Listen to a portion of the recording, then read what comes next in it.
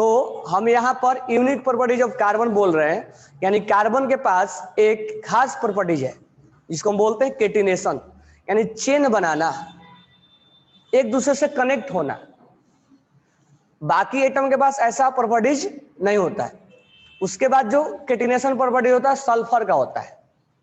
इसे हम सल्फर को क्या लिखते हैं, S8 लिखते हैं, S8 लिखते हैं, क्राउन शेप स्ट्रक्चर होता है उसका। तो कार्बन में 1000 2000 भी कार्बन एक दूसरे से क्या हो सकते हैं, कनेक्ट हो सकते हैं। लेकिन दूसरे एटम ऐसा नहीं कि 1000 कनेक्ट हो गया, सोडियम 1000 कनेक्ट हो गया, ऐसा नहीं होगा। लेकिन कार्बन के अंदर खास प्रॉपर्टीज होता है जिसके वजह से वो चेन बनाता है, और इसीलिए उसका एक अलग ब्रांच निकल गया है जिसको हम बोलते हैं ऑर्गेनिक बोलते हैं, ऑर्गेनिक कंपाउंड, जैसे methane, ethane, propane, butane, pentane, hexane, ये सब हम नाम देते हैं। तो लिखना है इसमें 3 characteristics properties of carbon, 3 characteristics of 3 characteristics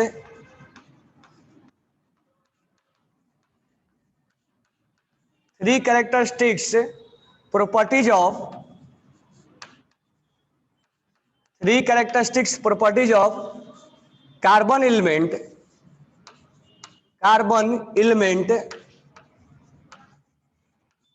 which lead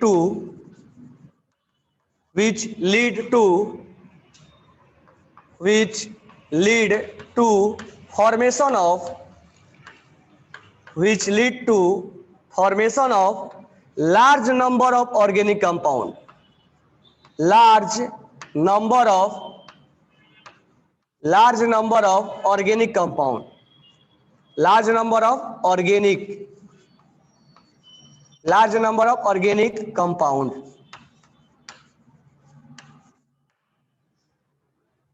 जो पहला उसका प्रॉपर्टीज होता है वो होता है केटिनेशन।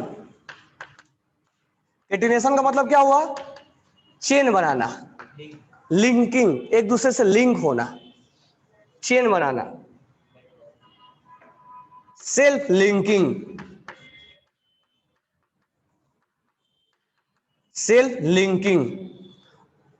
और दूसरा जो इसका प्रॉपर्टीज होता है टेट्रावैलेंसी।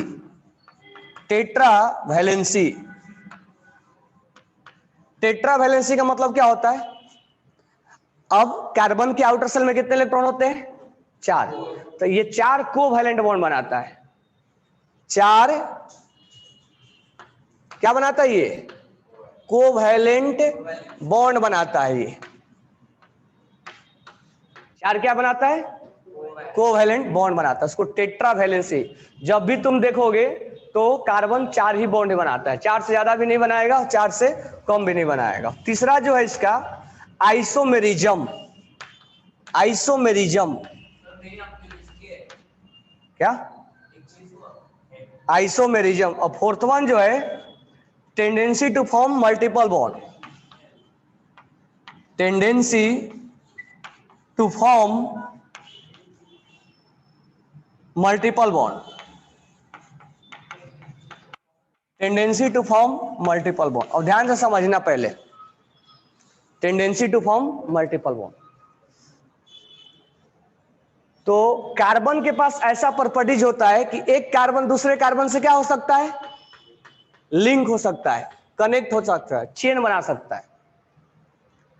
दूसरा जो प्रॉपर्टीज है वो क्या है, टेट्रावैलेंट, यानी कार्बन के आउटर सेल में कितने इलेक्ट्रॉन होते हैं, how many electrons are present in outer shell of carbon. Carbon के एटॉमिक नंबर कितना होता है,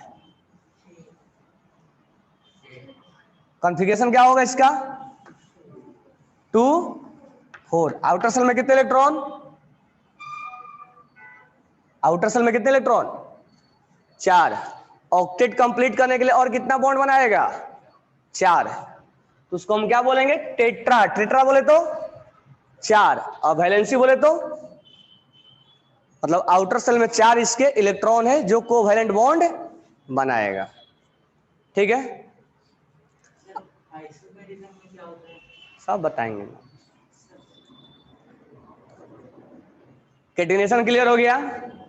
टेट्रावैलेंट क्लियर हो गया। और हम बात करेंगे आइसोमेरिज्म।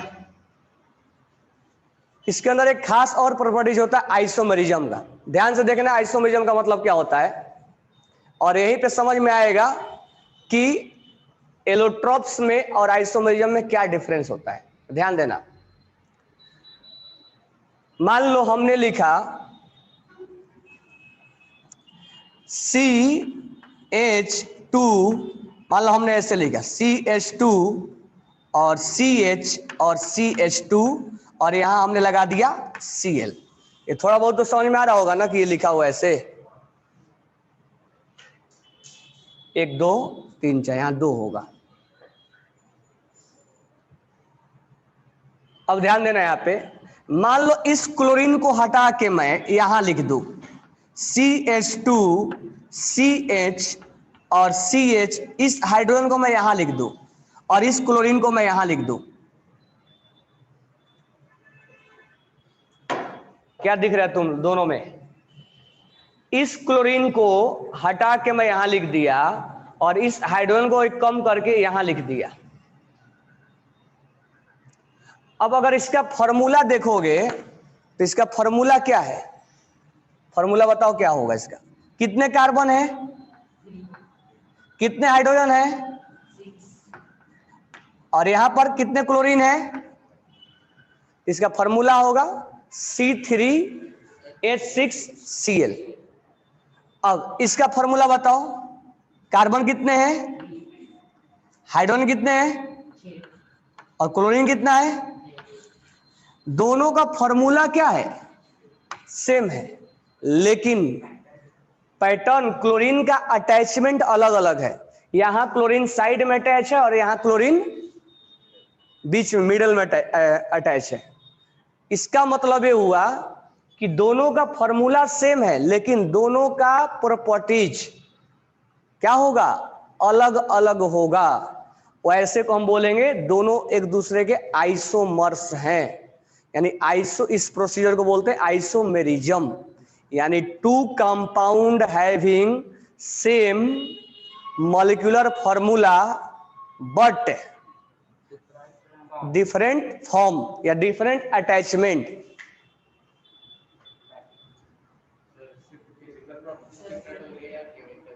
दोनों प्रॉपर्टीज अलग होगा।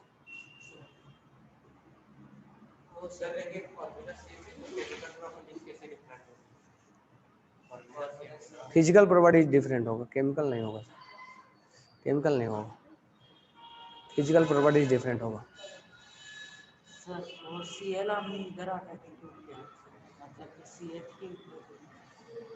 यहाँ पर क्यों किया?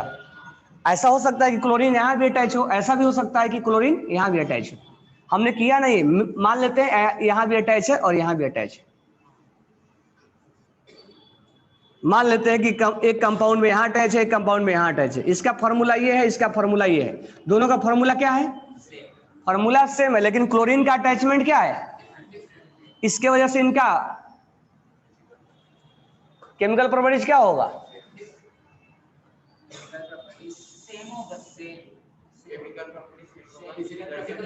फिजिकल प्रॉपर्टीज क्या होगा इसका? इसलिए इस दोनों को हम क्या बोलेंगे? आइसोमर्स। तो ये केवल ज्यादा केसेस किसमें होते हैं? कार्बन में जुड़े होते हैं। किसको बोलेंगे आइसोमर्स?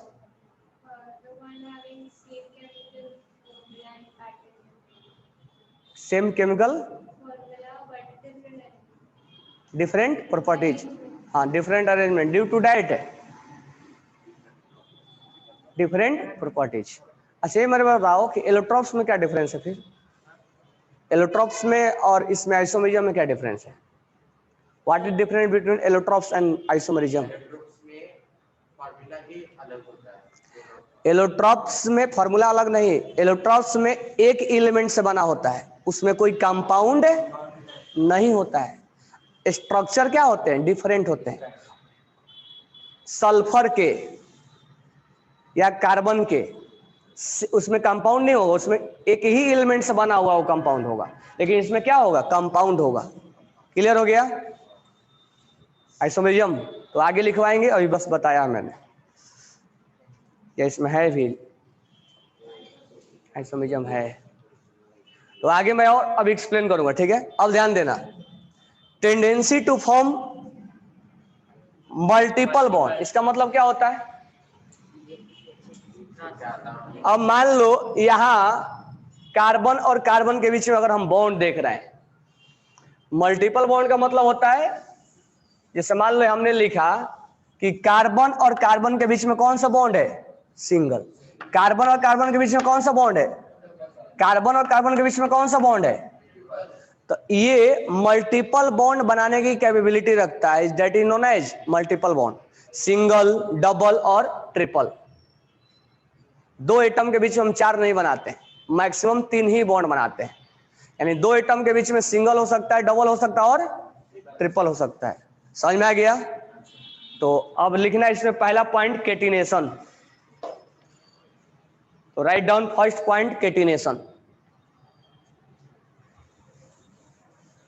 फर्स्ट पॉइंट लिखना केटिनेशन।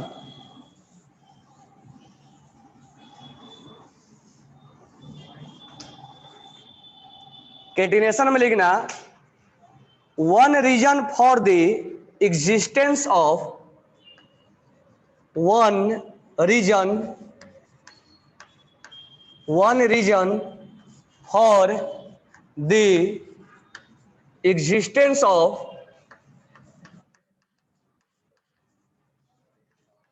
one reason for the existence of large number of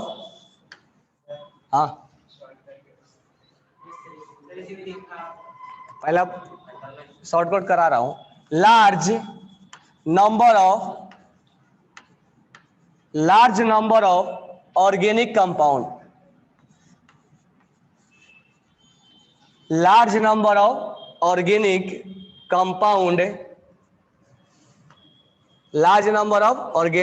compound that the carbon atom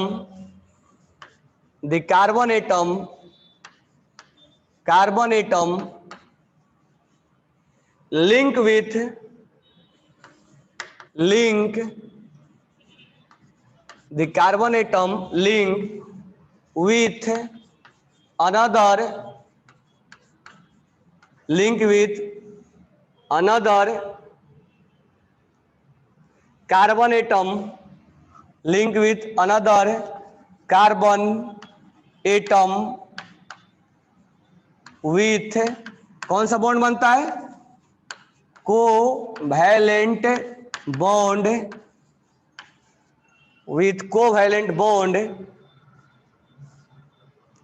with covalent bond and form a long chain and form a long chain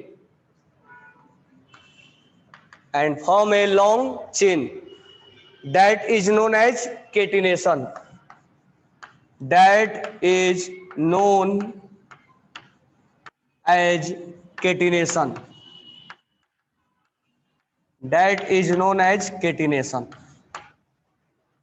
एक carbon दूसरे carbon से attach होता है covalent bond से, इसको हम, इस properties को क्या बोलते हैं? केटिनेशन। नेक्स्ट पॉइंट लिखना, when carbon atom combine to another, when carbon atom will attached to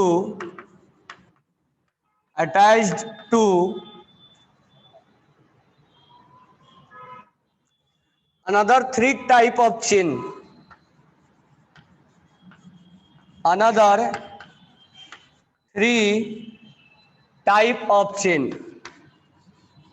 three type of chain।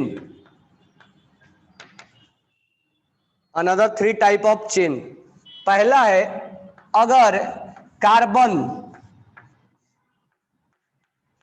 ऐसे लीनियर तरीके से जुड़ता चला गया, मान लो ये यहां नहीं लिखा है, वहां हम हाइड्रोजन लिख सकते हैं।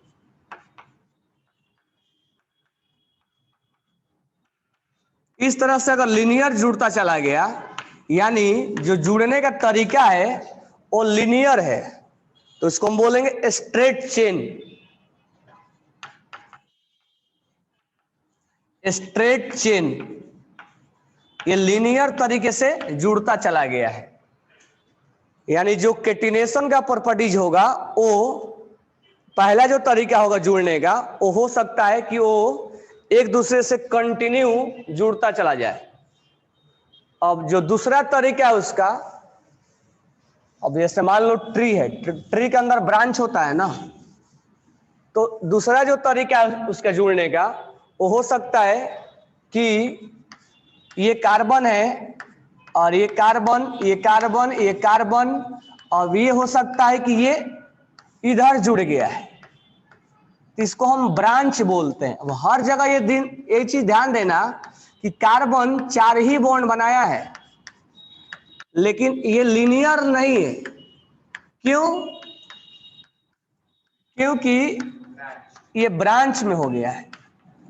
ये केवल स्ट्रेट होता तो हम लीनियर बोलते, लेकिन ये इधर आके इधर भी चला आया है, इसका मतलब ये ब्रांच चेन है, इसको हम बोलेंगे ब्रांच चेन,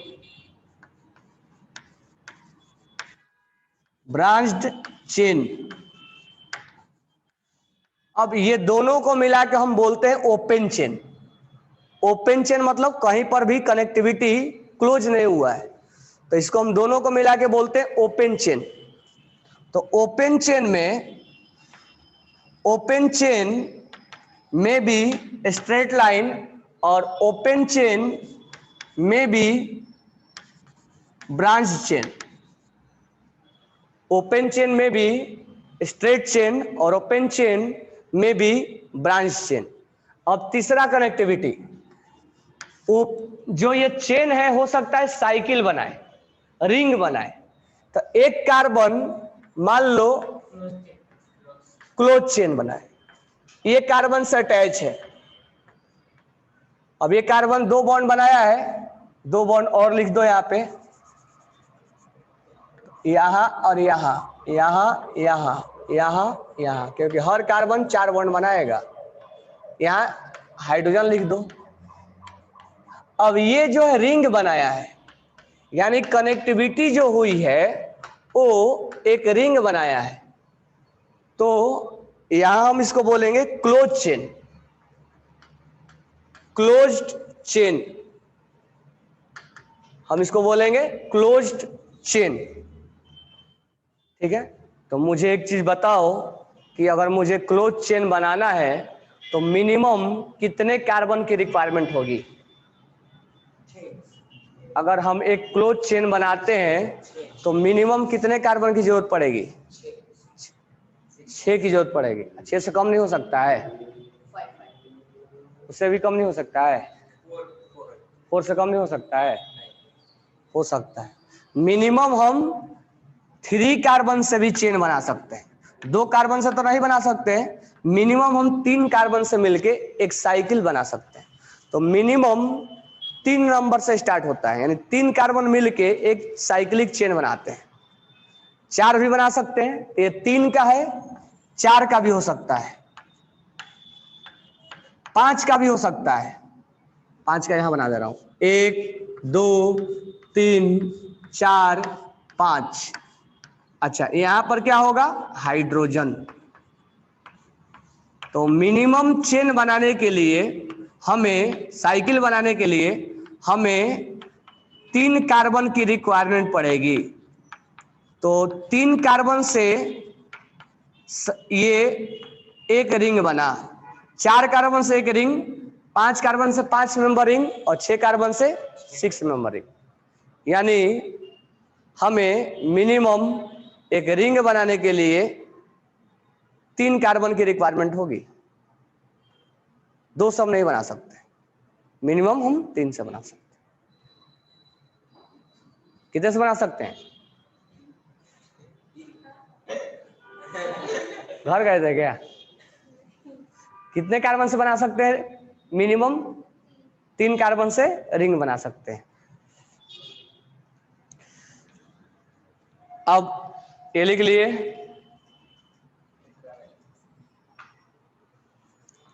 तो घर से टेट्रावैलेंट और मल्टीपल बॉन्ड लिख लाना। मैं समझाऊंगा, और आइसोमेरिज्म भी लिख के लाना, मैं समझाऊंगा। हाँ, आइसोमेरिज्म तक लिख के लाना, मैं केवल समझाऊंगा। तो क्या पढ़ना है, एडवांस में पढ़ना है कि शॉर्टकट में पढ़ना है? एटॉमिक